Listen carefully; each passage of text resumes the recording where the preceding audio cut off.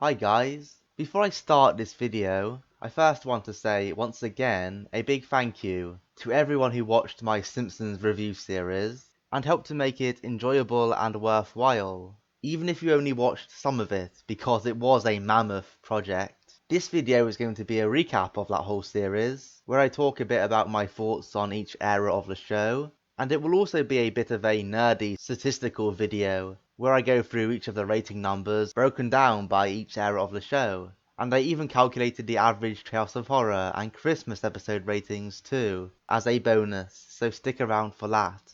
So to start off, let's discuss seasons 1 to 10. I'm going through basically blocks of 10 seasons. I think that's a good way to define the eras of the show. Obviously this era was the best, as it includes the classic era. For anyone wondering what I consider to be the classic era, I think seasons 3 to 8 are the absolute pinnacle of the show, but seasons 2 and 9 are not far behind. 1 and 10 were also good enough, if not as good as the rest of this era. All of this adds up to an overall average score of almost exactly 4. I think it was slightly over actually, but I rounded it down to a 4 for the first 10 seasons of the show. That is an incredible standard really, and of course it is mainly because of the average of the classic era, which was like 4.25. You can also see from the pie chart there a more detailed breakdown of exactly how many 1, 2, 3, 4 and 5 rated episodes there were. And as you can see, the 4s and 5s dominate,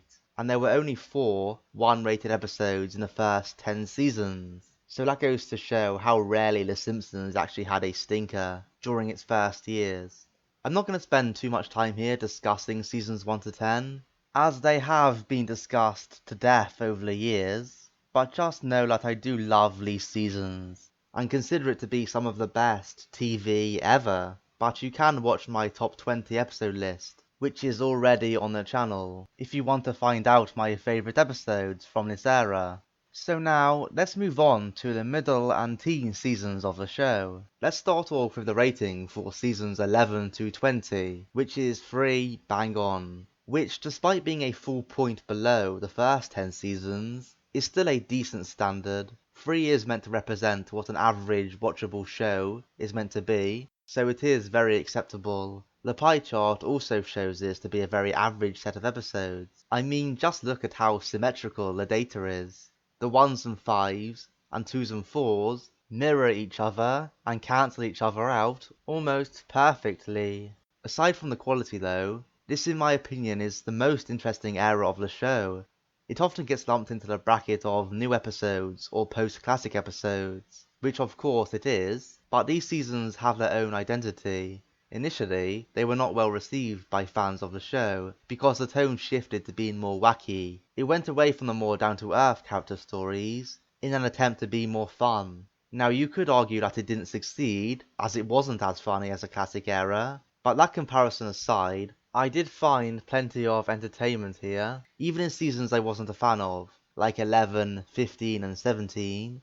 There were still good episodes and fun moments to be found, and there were often subplots and opening set pieces, which added something to a given episode. So I have to say that, on balance, I did enjoy this block overall, even if the transition from the classic era felt jarring at the time. At some point in the future, I do plan to do a top 20 episode list for newer episodes, which will include this era and the HD era, so keep an eye out for that.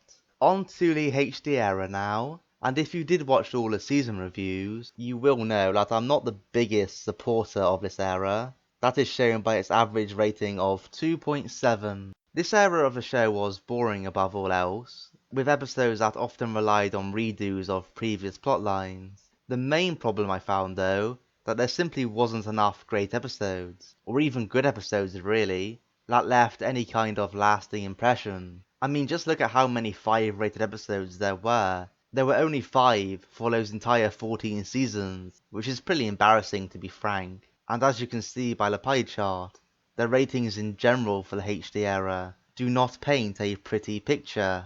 Off the top of my head, episodes like Holidays of Futures Past, Brick Like Me, Pixelated and Afraid, and maybe the newest Tales of Horror are perhaps the best ones, and the only ones which could hold a candle to the classics from the show. For every episode like that though, we had at least 3 absolute abominations, which were the worst of all time. I'm looking at episodes like Every Man's Dream, which although was a 0, is included as a 1 on a pie chart, for anyone wondering. I didn't want to make it any more complicated than it needed to be. Mo Goes From Rags to Riches, Lisa Goes Gaga, The Musk Who Fell to Earth, Clown in the Dumps. All these episodes, among many more, were truly awful. As I say, in the future, I will do the 20 worst episode list. Assuming that's something you're interested in seeing, of course. Be sure to let me know. I will give this era some credit though, as it did occasionally try to be experimental, especially with the animation, which of course they were able to do with the HD format.